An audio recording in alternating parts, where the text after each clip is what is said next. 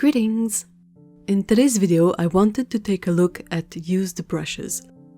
I got to that by thinking about real hair brushes and how it's not the most sustainable process.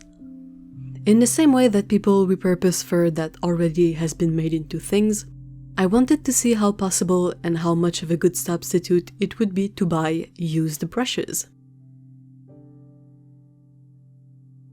I started keeping an eye on eBay listings and ended up buying this first assortment of brushes. Of all the bundles available, it was the one with the best price for the most value in terms of brush quality.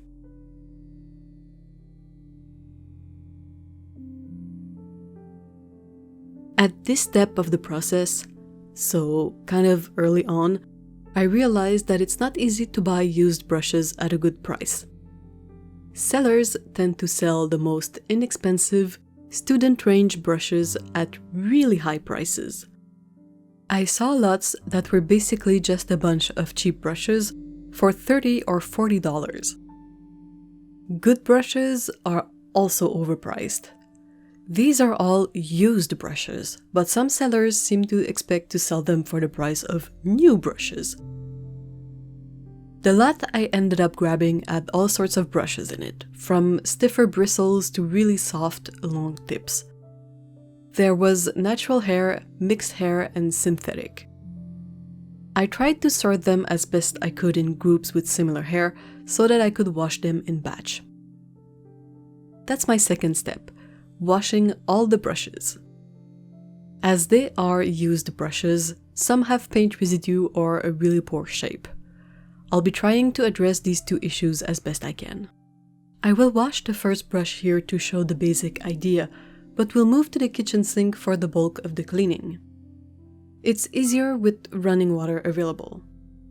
I use the Master's Brush Cleaner and Preserver, regular tap water, and a few tools to help clean bigger brushes. I also took a moment to check which brushes had a loose ferrule and I taped them up with washi tape. There's a few brushes with chipped paint on the handle that I also covered with washi tape. The idea is really simple. Wet the brush, rub it in the soap, work the bristles to try and get as much paint out as possible. Stiff bristle brushes can take a harder handling than soft hair brushes. I'm very gentle with soft, natural hair brushes. I try to keep the water cold, but not so cold that it hurts my hands. There's not one way to clean brushes. This is just how I roll.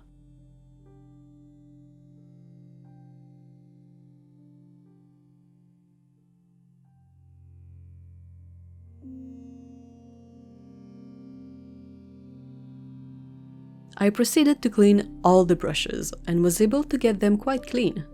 The ones that were misshapen came out much more straight. I'll have photos of the brushes before and after being clean.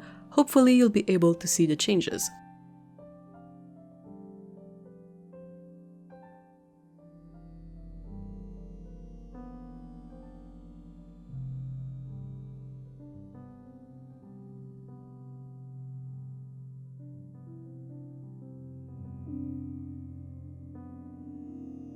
As I was searching through eBay, I came across a listing for a size 4 mop by Da Vinci, made from squirrel hair. It was at a very good price, shipping included, so I decided to buy it as well. In a way, this one exemplifies the appeal of used brushes better.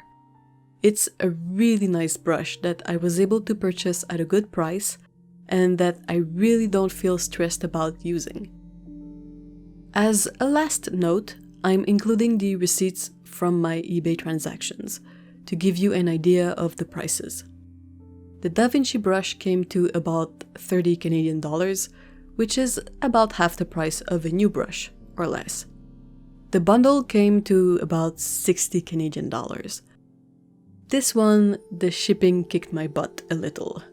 The brushes themselves were reasonably priced, but the shipping doubled the purchase amount.